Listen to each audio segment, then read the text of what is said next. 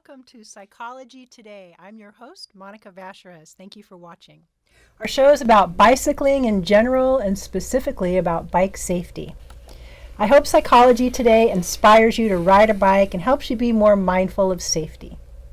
We're going to try and celebrate those in our community that incorporate bicycling into their career choices or entrepreneurial endeavors and strive to encourage others to ride or support cycling and bike safety.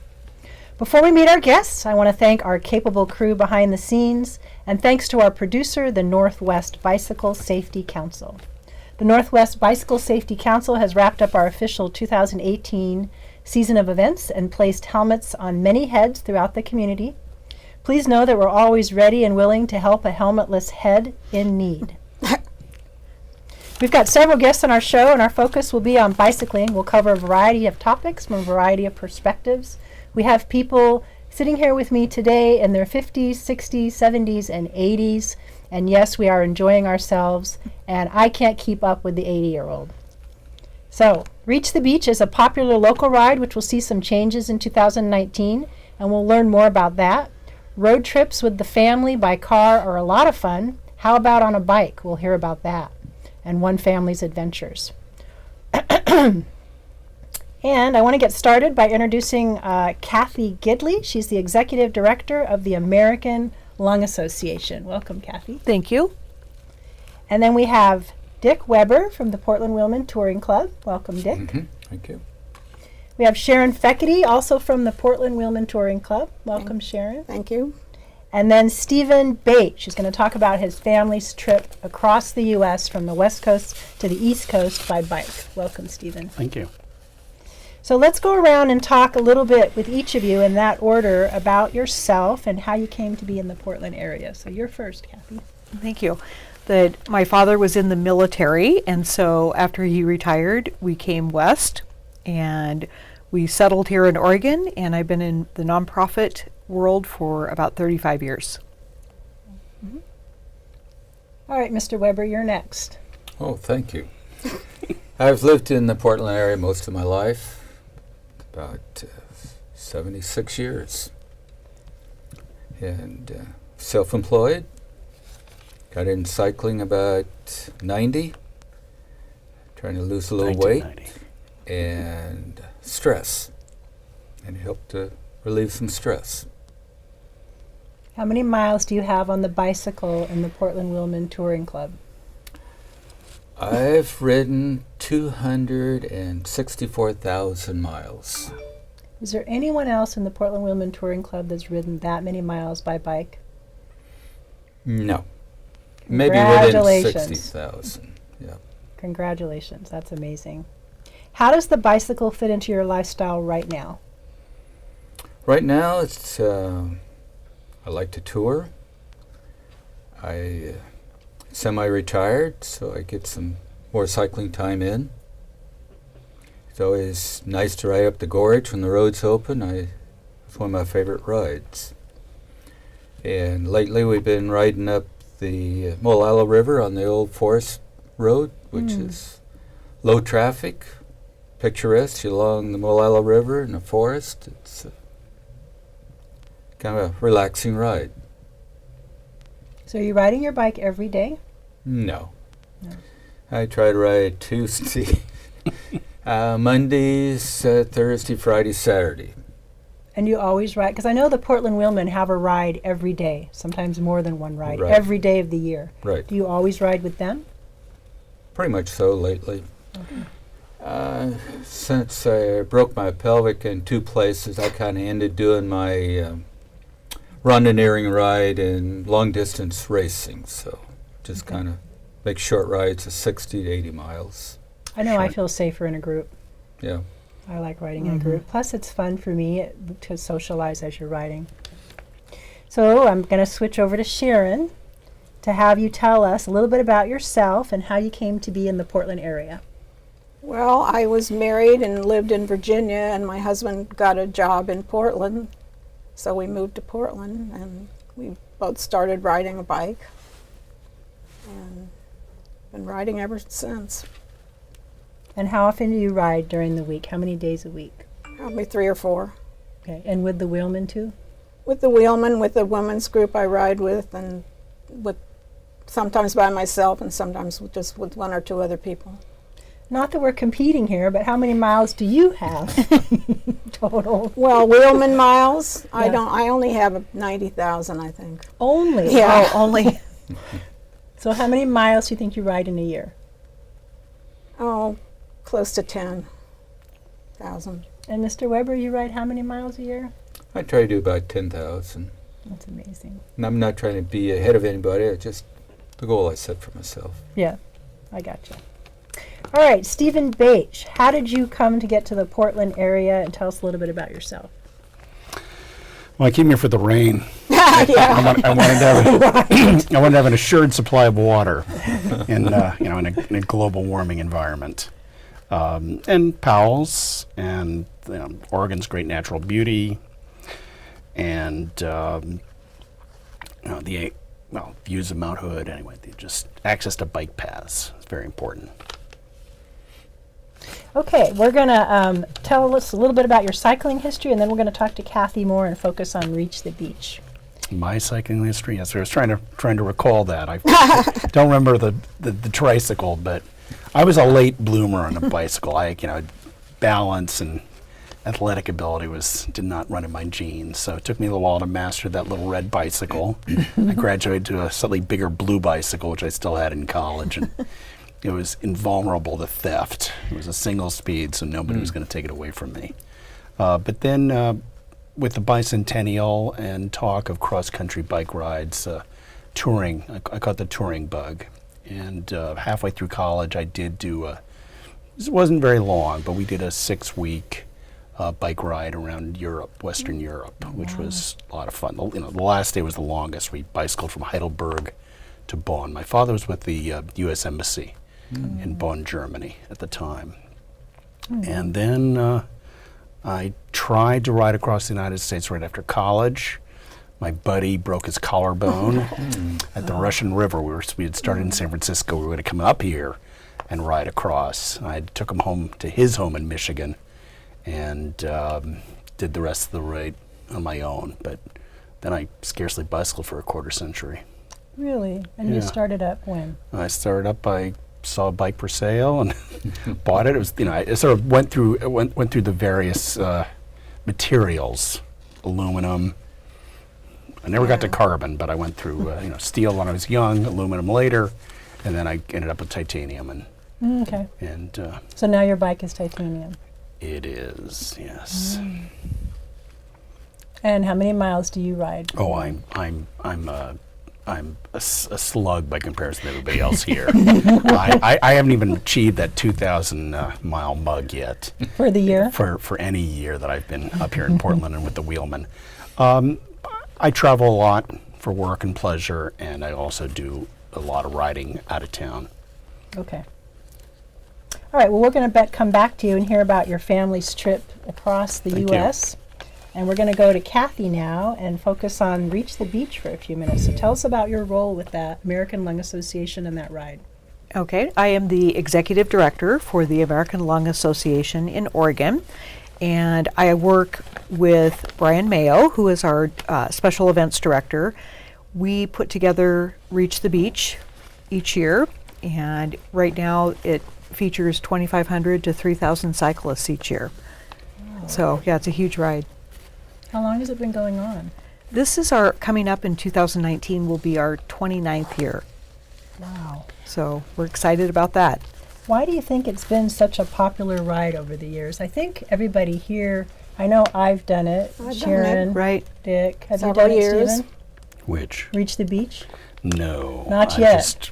Not yet is the right way to put it. We'll send our missionaries for you. As So long it as they don't starts come in up the with Portland straitjacket. area and goes to Pacific City? Yes, it ends Okay. at Pacific City. There are 4 routes. We have a 100-mile route, an 80-mile route, a 50-mile route, and a 25-mile route. So there really is a challenge for every skill level on a bike, which makes it a popular ride right there, is that it's a great ride to challenge yourself if you want to do a century, or it's a great ride to ride with your family or friends. Yeah, that's why I did it, is because it happens in May, and it was a good training ride for the Yes. summer to get a century, to get a 100-miler out of the way. It really is the official kickoff ride of the cycling season in Oregon. Mm-hmm. So I hear changes are in the works for 2019. Yes, they are. What are you changing, and how do you see these changes improving the experience? We are going to roll out a brand new route this year. We've had the same route for about 20 years, so we're excited about that. Instead of starting in Portland, we're going to be starting at Hillsborough Stadium and traveling out through Gales Creek and onto Highway 6 and then through Tillamook and then coming down the 25-mile route will Be showing the route there. Oh for yeah, great. The 25-mile route is probably the one that we're most excited about. Is we start at Cape Mears, Oh, and you'll have 25 very scenic, breathtaking miles and end at Pacific City. That'll be so gorgeous. I've Right. done that Three Capes loop, so It's beautiful. that's one of my favorites. Hmm. Excellent. So tell us about the fundraising part of the ride. Well, all the funds that are raised through Reach the Beach benefit the American Lung Association, and our mission is we provide education for people about lung disease, and we provide advocacy. We do a lot of advocacy work. If you appreciate that clean air that you're breathing, thank the American Lung Association. Our first legislative win, of course, was the eliminating smoking on planes. Everybody probably remembers that and thanks us for that. Yeah. Thank you so much. Clean Indoor Air Act was one of our big legislative wins. And then we also fund a lot of research for lung diseases. And right now, lung cancer is the #1 cancer killer of men and women. So a lot of our research is devoted to, but we do fund research in COPD, asthma, cystic fibrosis, pulmonary fibrosis, and there's so many different lung diseases. So when is Reach the Beach this year? It is May 18th, 2019. Okay. And I'm going to go to Dick now and ask, you've been involved in Reach the Beach for many years. What do you like about the event, and what do you do to help the Reach Beach participants get to the beach? Well, I put on a training ride through the Wheelman. It's about a 12-week course. We have a ride every other weekend. What's interesting, we get people that come to do the ride. Sometimes they forget to bring a helmet. I've got extra helmets. We get people that just bought the bike yesterday. Oh, no. Oh boy. No toolkits. Don't know how to change it. Yeah. Inner Flat tire. tube. Yep.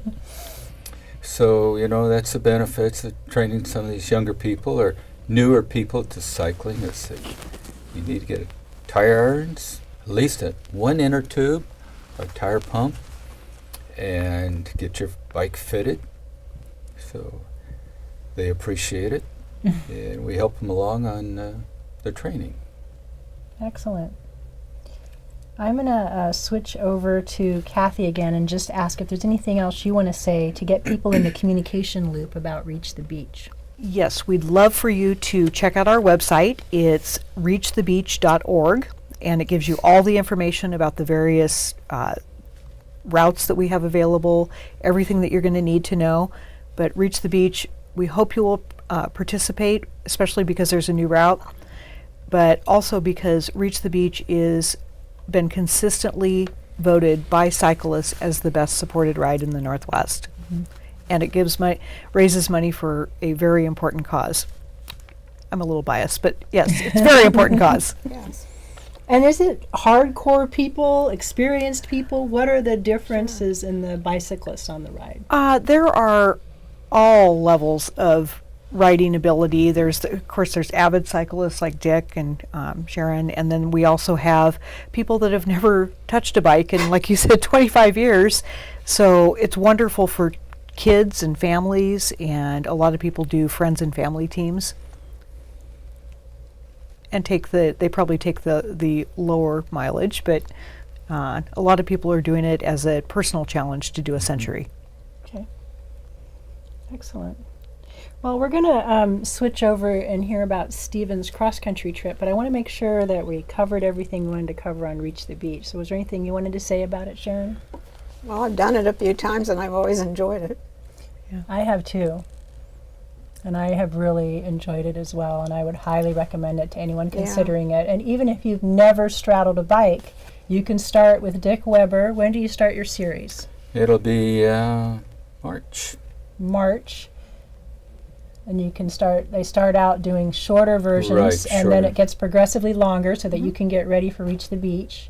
And what an accomplishment to say that you rode your bike from Portland to the beach. Or you could do one of the shorter distances, Sure. 25 miles. It's one of the best marked courses. If you get lost, it's because you weren't paying any attention. It is very well marked. Yeah, it's very well supported. Yep. Good. And 8 meals and snacks along the route. 8 meals. 8, which is unprecedented for a ride. So 100 miles divided by 8, that means what, every 10, 12 and 10 to miles. 15, right? every 12 and a half miles you get to stop and have something to Right. eat, use the restroom, get back on the bike, Exactly. and you guarantee the weather will be perfect for cycling. course. I'm working on it. I'm working on it. Well, we have clean air, that's all we need. Exactly. Okay, and it's set up so that we're safe. We don't have to worry about cars not knowing that we're there because they have notices that we're there. Yes, safety is our number one priority for the ride. And the new route that we were looking at earlier, there's a couple places where I think we're going to make a few tweaks in there, and mainly for safety reasons. Okay. So we want people to come back in one piece. Yeah. Okay, Stephen, we're going to switch gears. Okay. Talk a little bit about family cycling. All right. So tell us about your adventure across the country with your family. Well, after my aborted ride right after college, I decided I pledged to myself that once my kids were old enough, I'd take them on the full deal. And had a couple of girls, and the target date was 2006. Then I had a couple of boys, and so the target date got moved to 2012. But and I started warning them a few years in advance that we would be doing this. And since they thought I was kidding, they all nodded and said yes. But yeah. So What was your inspiration to undertake this endeavor? well, the original inspiration was that bicentennial ride, and for the the American bicentennial, a group of people had out of Missoula, Montana, had ridden across the United States, and that's where I first heard about it, and wanted to do that accordingly. What was, who all went with you on the ride? Well, as I like to use this phrase often, but my future ex-girlfriend went with me. She was kind enough to do a lot of the driving. And then I had 3 of my children were able to go the whole distance. My 4th, my younger daughter, joined us in South Dakota. And then my older daughter had a couple of friends who were Oregon-based, who tagged along. And then I had a buddy from business school who was married with young children. I had to ask his wife for a play date with him, but he cherry-picked the 9 hardest days rides, and he joined us in Umatilla and left us in Billings, Montana. And then that was a couple of sons-in-law were able to, my daughter's husbands. So the children that were with you for the whole trip were how old? The youngest was 16, Wow. and he. Was he the strongest rider? The They're youngest was both my boys are wrestlers, and they're both very strong. But my youngest is quite stubborn, and he was in one gear the whole way. Oh, He did no. not take advantage of the options that the bicycle provided. Oh my goodness. So he had a little bit of struggle. Yeah. And what was your route? We started the Lewis and Clark Trail. We started in Astoria in June, and our second day was in Portland, coming through Portland. It was absolutely gorgeous. That's when Portland sealed the deal, and I swore to move up here. And we followed the Lewis and Clark Trail into Montana, and then I had the maps from the Adventure Cycling Association, and we just cherry picked. I knew I wanted to stop at Custer's Last Stand Battleground. And I've got, because of North by Northwest, I wanted to see Mount Rushmore. My little sister's in Chicago, and then there were places. My son was going to Franklin and Marshall in Lancaster, Pennsylvania.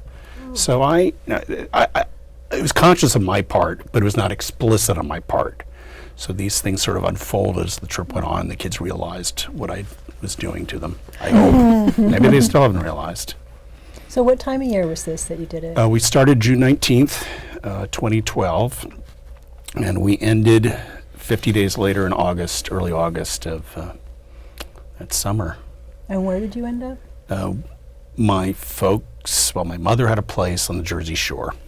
Wow. So it was coast to coast, Pacific to the Atlantic, and as I suggested, we dipped our front wheels in the Atlantic Ocean maybe the day after we got there. And we got a little bit of press. There's a little article in the Ocean County News, and there was actually one or two stops. We got picked up by local papers. My older daughter was our PR person, our public relations, news media consultant. She still is for other things, yeah. So how did you carry all of your gear? I know you probably needed extra tires, extra flaps, extra tubes, clothes. Yes, well, I had done a couple loaded tours in Europe and then in the States early on, but I knew with what was involved, I rented a van at a prodigious cost, bright red van, and we stuffed everything in it. We had up to 7 bicycles. There's a rack for 5 and 2 were inside, and yes, there's foods. My boys consumed up to 7 Cliff Bars a day. Plus we had, I forget what the powder is called, but we had this, this powder that you can mix with water that sustained them. It was a hot summer. But yes, no, spare clothes, though my boys insisted on wearing the same green shirts, and just you watch the accumulation of salt spread on the outlines of their outfits. But and spare tubes. Oh yeah, we ended up with a number of mechanical bike equipment issues, and our first flat tire was the second day out. Oh no. I even had 1 or 2. So would this be like a credit card tour where you get to stay in a real bed, in a motel, take a real shower, or was it camping? Well, I don't sleep well enough outdoors to camp for something like this. I made a point. I picked destinations for every route, though we ended up playing around with 1 or 2. We did 6 days of the equivalent of Holiday Inn Express per week, and then 1 rest day where we actually stayed in a more pleasant B&B, and that was a treat. Yeah. If anybody else wants to ask questions, they can. I know that we eventually are going to go to a break for a video, but maybe not yet. And I wanted to ask a little bit more about training. We talked a little bit about training for Reach the Beach and how Mr. Weber has his training routine. Is it 12 weeks before Reach the Beach? 12 Yes. weeks. Yeah. What did you all do? Well, I was riding weekly at the time. I was working full time. I still work full time, but I didn't have the flexibility I have now. I was doing weekly rides that were sometimes quite long.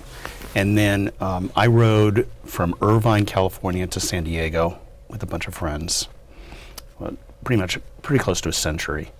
And then I did take the kids. Sort of the last shakeout ride was we went up into the San Gabriel Mountains above Los Angeles. We did the Angeles Crest and Angeles Forest highways. And that's a 40-mile loop that is through the mountains. I don't know how many thousands of feet we gained. Wow. I lost one of the kids on the way. They didn't get the fact that you need to eat breakfast before you undertake a ride like this. Yeah. But the rest of them did it. And as I say, my boys were wrestlers. They were fit.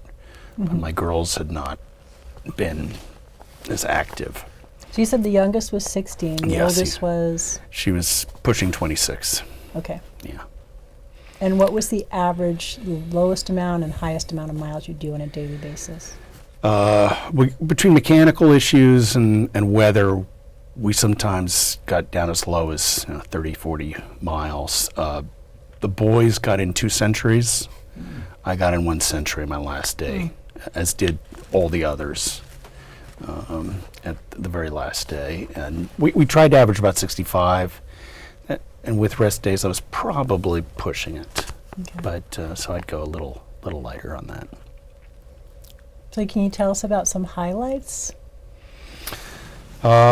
Yeah, I mean, for me, one of the beauties was coming through Portland. It was a gorgeous day. Mount Hood was visible the whole way. So I felt, as I've described to others, I felt like the proverbial greyhound chasing the mechanical rabbit. And the image is there. You don't get to it, but you're pursuing it all day long. Going up towards Lolo Pass in Idaho along the wild Loxa River is one of the truly beautiful things that we did. We went over the Continental Divide. I don't mind climbing, but when I got to the top, I handed my bike to the girlfriend and let her do the descent. Because on really fast, steep descents, I'm just holding on to those handlebars for dear life. In fact, there was, I don't know if the shelf in Eastern Washington.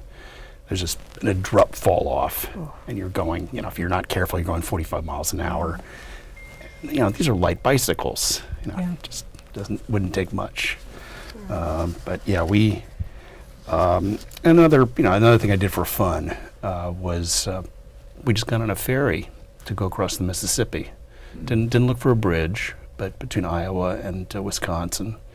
I just thought it'd be good to have a change of pace, and we all took the ferry. Yep. Very nice. Well, is there anything that you would have done differently? Roads not taken, time constraints? Well, as I was explaining earlier, Iowa is not as flat as they advertise. So we could have budgeted a few extra days, and then added them to the trip. There was a point in Montana when I passed some people that were going off to Glacier National Park, and that sounded very tempting. It would have only been a 100-mile detour. And then, from another perspective, death protest. I did not bring my pack of CDs. We had one Adele CD, and then we had my boys' music. So yes, if you've got a support vehicle and music is important to you, be sure to bring the right ones. Another thing is, and this reflects my Luddite traits, but I did not have a GPS device with me. Fortunately, my daughter had her iPhone, but I relied on paper maps. In fact, I wrote to most of the state tourist groups to send me a free map. So I was plotting, the route out on paper. This was what year?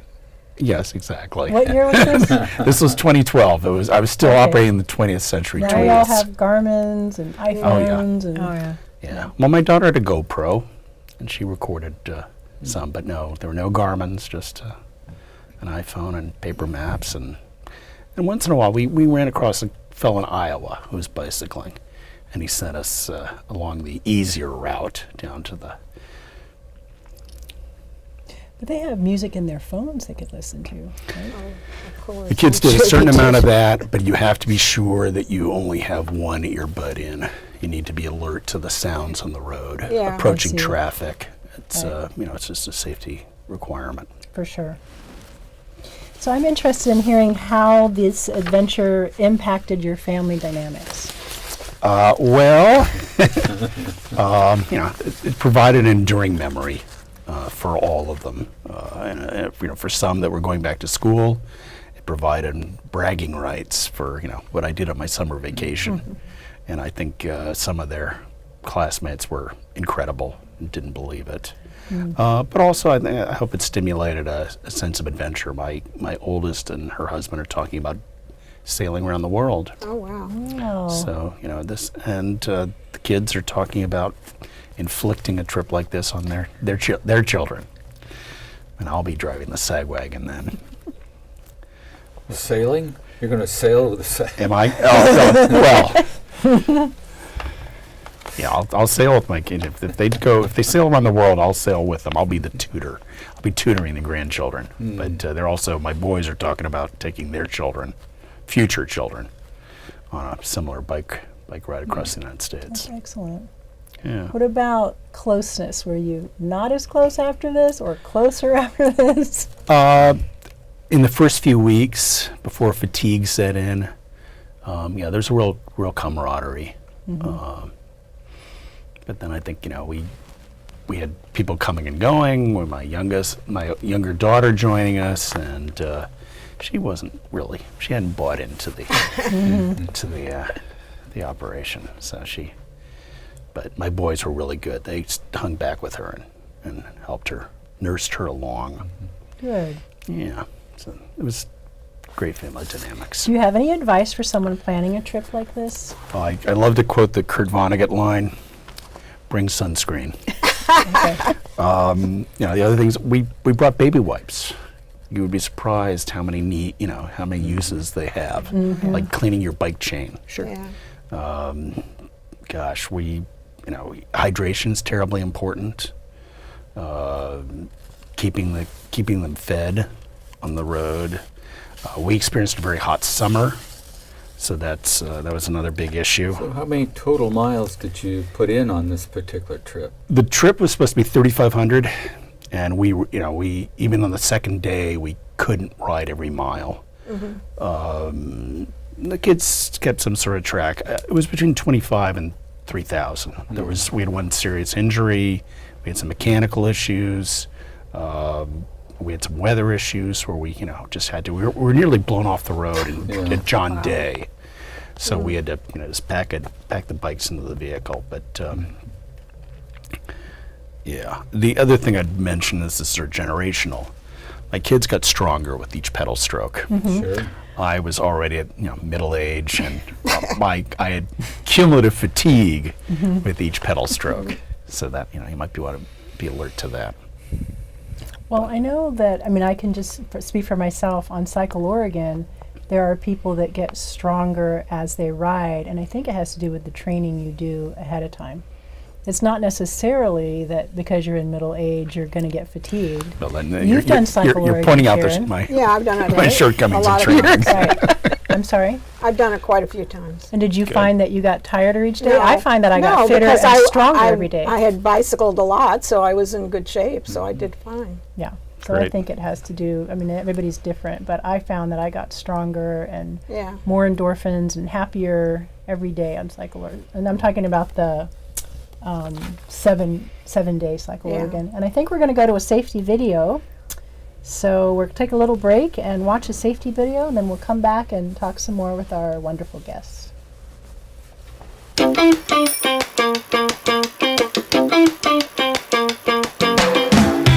Maybe you ride to school. Maybe you ride for fun. Either way, when you're on a bike, you want to get where you're going safely. To do that, you need to remember a few key things. Be visible, follow the rules of the road, and be predictable. Okay, that's it, we're done. Well, not done exactly. We might have a few more things to say.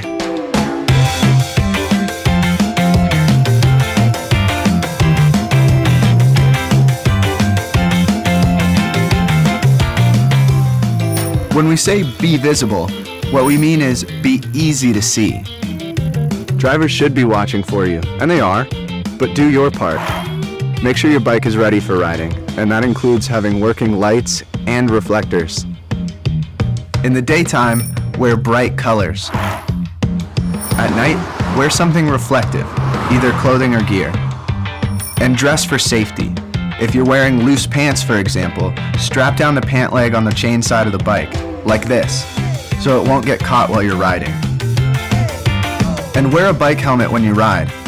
It may or may not be the law where you live, but it's always a good idea. Of course, part of the idea of wearing a helmet is not to put it to the test, not to have a wreck in the first place. And that's all about where you choose to ride and how you do it.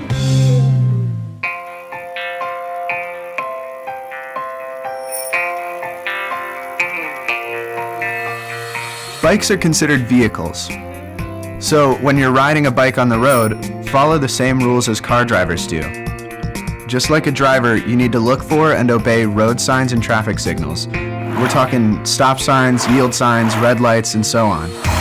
Keep to the right, but far enough from parked cars so you don't get clipped by a door that opens suddenly. Usually that's at least 3 feet. But what happens when you don't have 3 feet? When the lane narrows, for example. That's when you need to take the lane. Taking the lane means that you move into the center of the lane, just like a car. You should do this when the lane narrows or when you're coming up to an intersection or some other kind of turn. In these situations, the center of the lane is usually the best place to be. When it's time to change lanes, you should look for traffic, signal, and then move one lane at a time. Traffic will always be changing, so it's important to look and signal each time you want to change lanes. Anytime you're uncomfortable with a traffic situation, you have choices. You can get off the bike and walk on the sidewalk. You can choose a different route, one that has bike lanes, or slower traffic. Or you can use a combination of bike and transit. But no matter where you're riding, a road or a trail, always watch out for people walking. Move out of their way, and let them know when you're about to pass them on the left. On your left.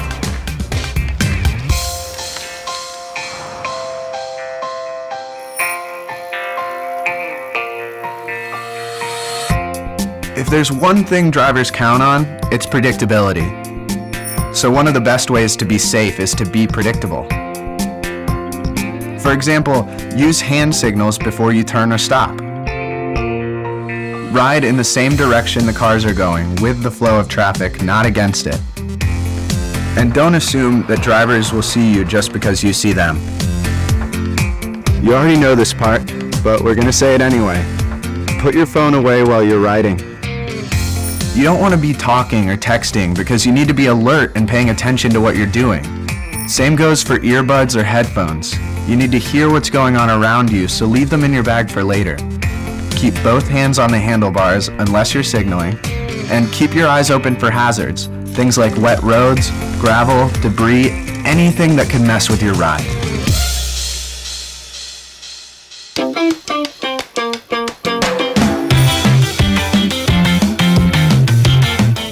As we said up front, it really comes down to 3 things. Be visible, be predictable, and follow the same rules as a car. Make sure that drivers can see you, that you let them know what you're about to do, and that you're following the rules of the road. That's it. Have a good ride.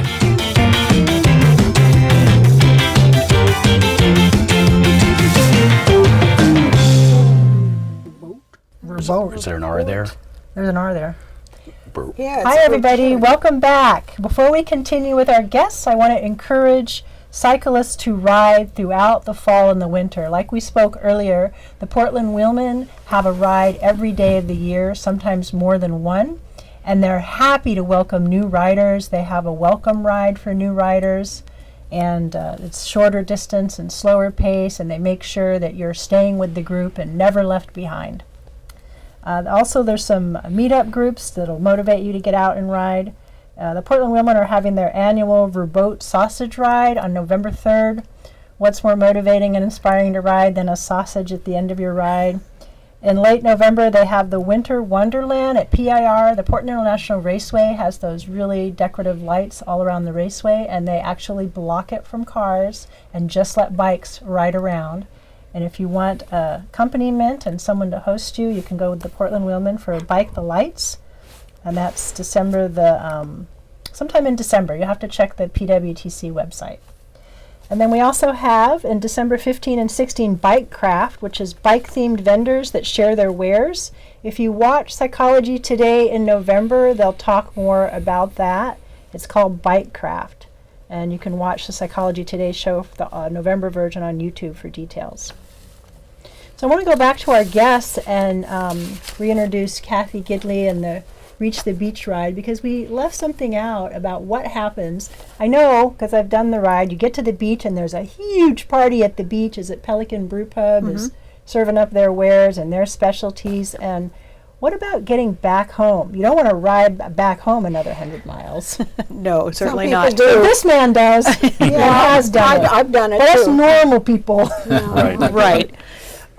There are buses and vans available. So the buses are very nice passenger coach buses that will take you back to your starting location. And for part of the service of Reach the Beach is that we will put your bike and give it, kid glove treatment and get it back to your starting location as well. Okay. They put that in a van rather. It doesn't go with you in the bus. But No, a it goes separate in a van. Yeah. So, but everything gets shuttled back to your starting location. So even Okay. if you don't have your own, SAG crew, you can get your bike back. For those of you considering doing this, I would recommend getting Airbnb or motel reservations right away if you're going to stay overnight, which is what I like to do, because they do go fast and up and down the coast. So is there the option of coming back then the next day? Or the buses are just Do at the end of buses the leave first day? The same day? Or the next They're day? the same day. They have early buses, 4 o'clock, 5 o'clock, 6 o'clock, that will get you back to Portland. So sorry, you're on your own if you go the next day. So And it is possible to ride back with people like Mr. Weber if you want to ride back from the beach and get your miles in for your Yeah, next the Randonneur ride. group that I ride with, that's what we spend the night down there, and then we ride back the next day. Really? Yeah. She does a combination. She stays down there and then rides back. This is why I can't keep up with you on the hill, Sharon. This is why you just take off, and I'm like, No. okay. So we have a few more minutes, and I wanted to focus the last part of our show on cycling and aging. As I've mentioned more than once, the riders in the Portland Wheelman have 25 years or more on me, and I can't keep up with them. And I'm not retired, and I don't ride every day, but it's very inspiring to me that I can continue riding in my 60s and 70s and 80s. And so I want to talk about cycling and aging and what you all do with your programs to keep fit and stay on the bike and continue to get, your rides in. And then for Cathy, I think she's interested in what a beginner would do if they wanted to start getting into biking. Where do I start? What type of equipment do I get? It sounds like starting with the Portland Wheelman would be an excellent choice It's a help. Yes. for some beginning rides. And I know Ride Like a Girl does They help as well. They help as well with riding in a group format. But where do I start? What type of bike do I get? Those are the questions that I have as a beginning cyclist. Right. And I think I've led rides for Ride Like a Girl, and that is a group that starts with beginner riders, and you're just riding with females if that's what you're more comfortable with, and starting out slow and then progressively getting stronger. They will do Reach the Beach together and other organized rides like Harvest Century. And Portland Wheelman will describe in their website the levels of the ride, how hard, how long, how many hills, how flat, those sorts of things, so you can get the right one. What do And you provide suggest? your maps if you do get lost. Yeah, you Got have a maps. map that you can get at the beginning to take with you. Right. Well, some of those are group rides, so you won't get lost because they'll wait for you. Yeah, they'll say group or non-group. Yeah. And group means they will wait for you, and non-group means you're on your own, take a map. Yeah. Are you talking about starting out without a bike and getting a bicycle? I have a cruiser. Just around my town, but for actually like road trips and things like that, for getting involved with a club like Portland Wheelman or Ride Like a Girl, where would you direct me to get a bike like that? You want a road bike Yes. rather than a cruiser? There are a number of resources. River City is a great bicycle store. I had to get a bicycle for my partner last year.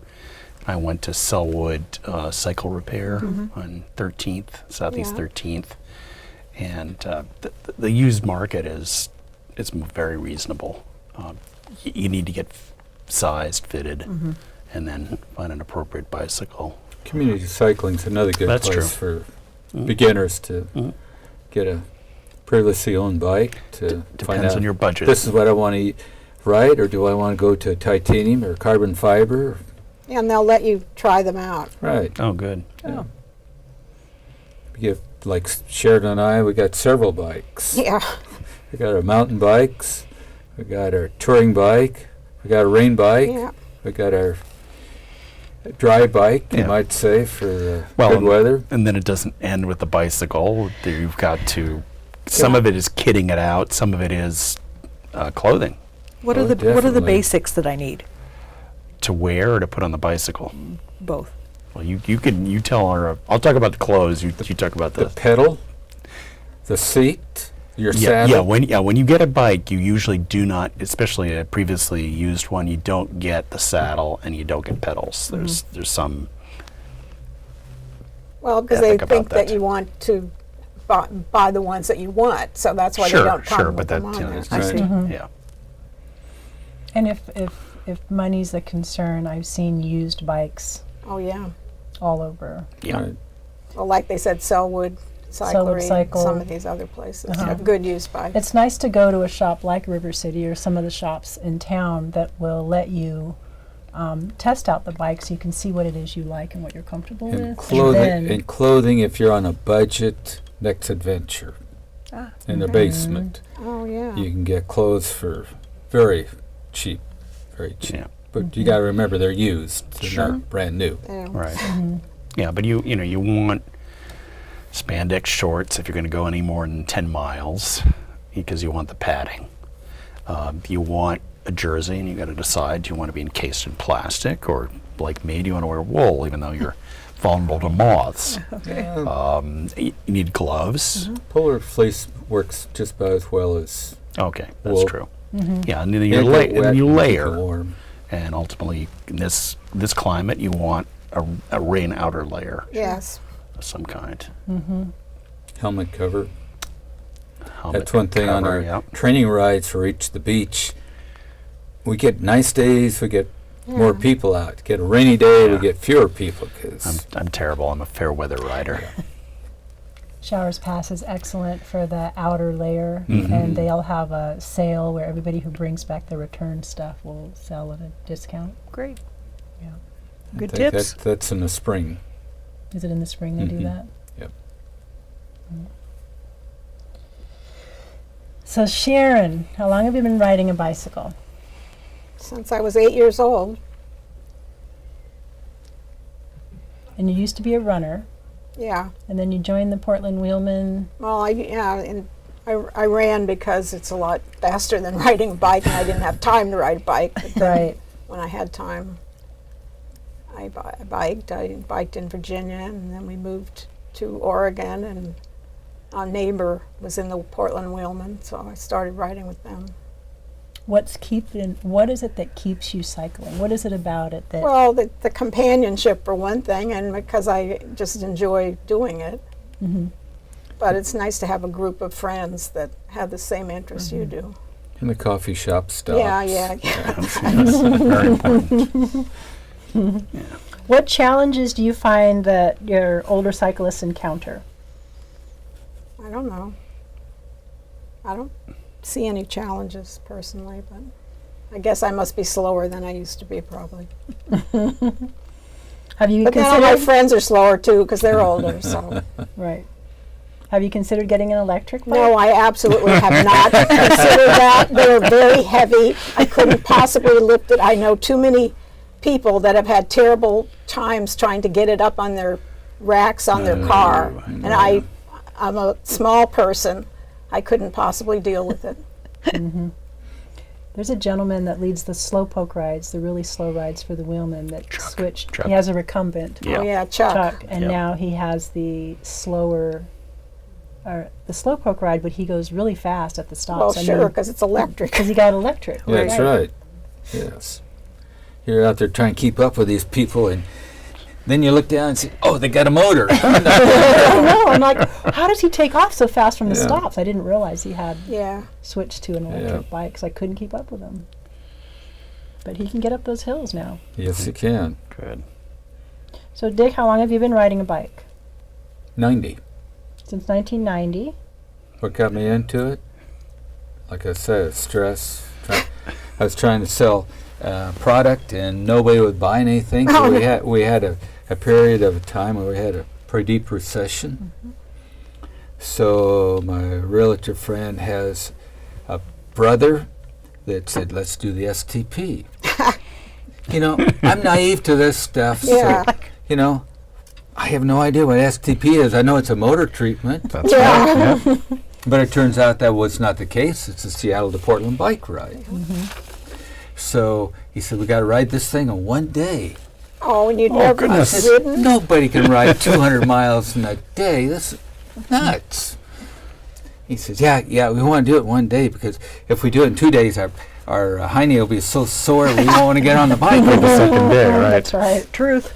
So anyway, somehow I got involved with going to a Wheelman meeting, and they had a training program that Cascade Cycling put on, kind of like a little comic book. If you want to do it in one day, here's what you need to do progressively to get up to 100 miles or 200 miles, and what pace do you want to do it. So I said, Chip, we're going to do this training. I got to buy a bike. Heck yeah. So I went to Bob's bike shop in Lake Oswego, and he sold me a mountain bike. Oh. Well, I ride from my place in Carver out to Estacade and back. This isn't going to do it. It's too slow. So I took it back to Bob. I had no idea. Yeah. You know, Okay. once you buy a bike, it's yours. You didn't explain to him It's what not the like purpose. a car. You can trade it in, you know. So I took it back to Bob, and I said, Bob, this isn't going to work. He said, well, you know, I've never taken a bike in on trade. Why don't you clean it up and bring it back, and we'll see what we can do. So he says, what do you want to do? I said, I need a road bike. He said, I'll give you everything back except $20. How's that going to work? Does that work okay with you? I said, you know, I'm inside. I'm just jumping up and down. Hooray, hooray. So I got a touring bike and trained on that. My friend Chip didn't. Oh. So Goodness. we went up to the King Dome, which isn't there anymore, but was there then. Yeah. It was just one of those times you get caught up in the moment because they had Steam Calliope playing and all these people around there just hustling and bustling. You got rows of food, you got rows of packets to pick up. It's like, you know, unmanageable. So that was a good training ride because when I left the Kingdom, far as you could see, the whole lane was just nothing but people. And so I kind of got in the middle, and a couple of people started talking, and instantly 7 people went down. I learned, get on the inside so Yeah. you're Yes. safer there. Yeah. Oh, okay. So that was my first long ride. I did do it in a day's time. Yeah, I left about 6 and got home about 6:30. Oh my goodness. I had an hour layover in Centralia waiting for Chip. Oh. And so I left a note on the board there that I couldn't wait any longer. I had to leave because, you know, I was ill prepared. I didn't have any tights. I had shorts, and it pouring down rain. And all I had was Tyvek jacket that came with my God. rider's packet. And I was Yes. Imagine you yeah. were. Yep. so You That- learned a You lot. had to keep moving. I had to keep Yeah. moving. That's right. Yeah. That wasn't my first time of being cold, but that was a learning experience. And Chip made it to Centralia at 9 o'clock that night. Oh, Without doing any writing, he said, I thought my name was on your left. That's right. Yeah. So I did see him the next day, and he was hurting. did he Sure. ride the second day? No, No. no. Yeah, he called his other sister in Seattle Oh. come and pick him Oh, up okay. and bring him home. Or bring him back to Yeah. West Lynn. Is that the same Goodness. ship that's president of the Wheelman now? No. That's a Absolutely different not. ship. Different, Oh. different generation. Different ship. Okay. So moral of the story, Well- don't be like Chip. Mm. Mind over matter was his saying. Mind over matter. Right. But matter catches up with the mind. Right. Yes. I was just one question here, Dick. With all the miles you've ridden, what saddle would you recommend? I loved my Brooks. Okay. Yeah. I had a Brooks Swift Titanium on all my bikes. I know. most comfortable. Once your Once you butt- break it in. Once your butt gets broken in or the saddle gets broken It's in. the saddle is broken in, yes. It's the leather. I had an Ideal, which is the French version, and it went with one of my bikes, but I may need to resurrect that. I Retrieve that. did many thousands of miles on them. I would recommend a women's specific saddle for the women that are out there riding. Yep. We do, Yeah. our sit bones are in a different place Right. from men, Right. and that's what you want to support. And so there'll be like a space in the middle. And I had a Terry saddle. I don't know what you use, Sherry, but Terry does a really good job with Terry the saddle. Butterfly. Terry Butterfly saddle was, In fact, that's what I have on both my bikes. yeah. And you would think that it would be a saddle that's really cushy, but it's No, not. it's You not. actually want firmness under your bottom. Okay. So a Terry Butterfly I would recommend, and if you can't afford them, I found them used on Craigslist before. Yeah, I think we need to go ahead and move towards wrapping up. So before we close, I want to thank each one of our guests: Dick Weber, Cathy Gidley, Stephen Bache, and Sharon Fekety. Thank you so much, all of you, for coming on the show. I want to give a shout out to my co-host, Ann Morrow. It's her birthday today. Oh, Happy birthday, Ann. You do so much for cycling, and we sincerely appreciate you. yep. So, thank you for joining us. This is the Northwest Bicycle Safety Council. They promote safe riding, obeying the laws, and riding with a level of skill. I encourage you to ride throughout the year. You can check the Portland-Wilman website for rides that occur every day. There's lots of meetup groups that ride. You guys have other recommendations for how they can get started There's biking? a group called the Bike Bunch that has rides every Wednesday. The Bike Bunch every Wednesday. Ride Like a Girl was mentioned today if you feel more comfortable riding with only females. I think there's a group I ride with, Ladies Let's Ride, which is again only females. You can find them on Facebook. I don't want to forget Vancouver. The Yeah. Vancouver Bike Club, Yeah. there's the Velo Bike Club, there's Northwest Butts on Bikes. A lot of options. Yeah. A lot of options. Sounds like it. Yeah.